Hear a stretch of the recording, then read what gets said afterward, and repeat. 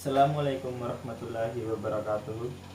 We are going to tackle about interaction design. Interaction design.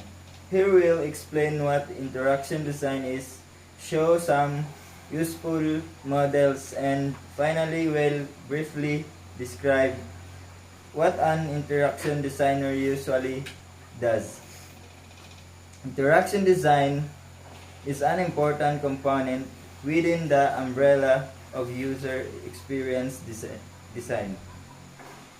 Interaction design can be understood in simply, but not simplified terms.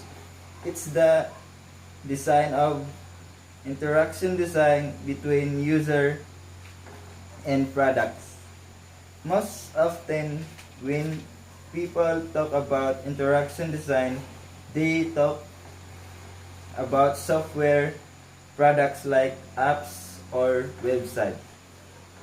The goal of interaction design is to create products that enable the user to achieve their objectives in the best way possible.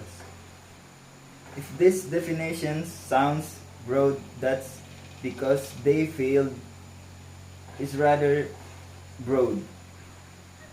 The interaction between a user and product often involves elements like aesthetic, emotions, sounds, space, and many more.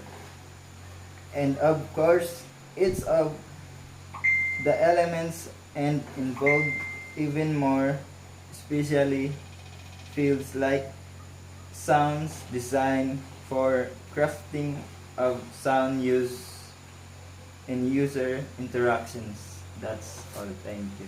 My topic is about interaction design history. The term interaction design was coined by Bill Moritz and Bill Verplanck in the mid-1980s, but it took 10 years before the concept started to take hold.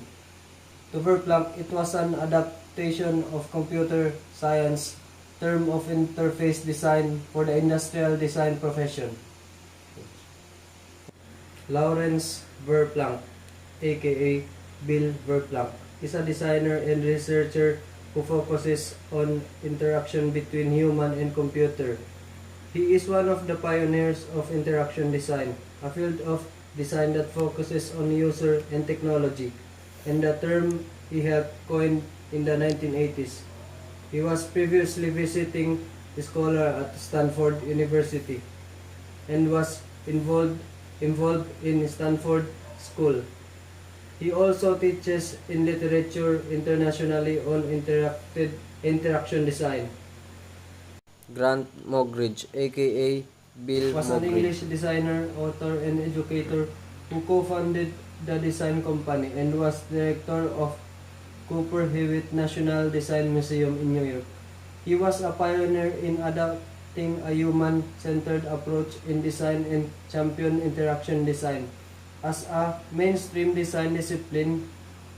Among his achievements, he designed the first laptop computer, the Grid Compass, was honored for lifetime achievement for the National Design Awards, and given Prize Philip Designer's Prize. He was quoted as saying, if there is a only easy principle that blinds everything I have done together in my interest in people and the relationship of things. Common methodology is the most common sense. Methodology is the study of research method. However, the term can also refer to the method themselves or to the philosophical discussion of associated backgrounds, assumptions. A method is a structured procedure for bringing about a certain goals. Methodology refers to the overarching strategy and rationale of your project. It involves studying the methods used in your field and the theories or principles behind them in order to develop an approach that matches your objectives. What is Interaction Design Association? The Interaction Design Association, or IXDA, a member-supported organization dedicated to the discipline of interaction design. Interaction design or IXD is defined by Interaction Design Association IXDA as the structure behavior of interactive system. Interaction designers strive to create meaningful relationship between people and the product and service they use, from computer to mobile device to appliance and beyond.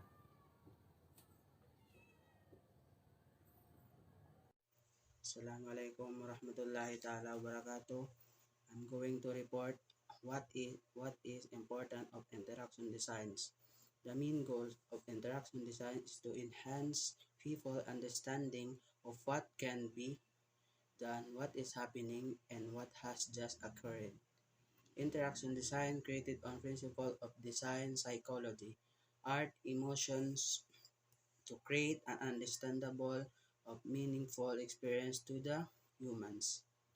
So, yung pagyanong kuha nini, importance of interaction designs, may kalagihan to sa ni hatao, amuin, lumuhay kanila yung pag-communicate, paambok tao, minsan sila malayo. Pasal sing interaction design nini, pagyanon. Wan lumuhay nila hation bang uno ingiyan sing ambok tao. Beto, yung kalagihan. Wan maluhay to dati hon siya. Kahatian mo to in mga meaning niya or experience ha mga tao. The 5 basic way how to create interaction design. The first one, design first, program second.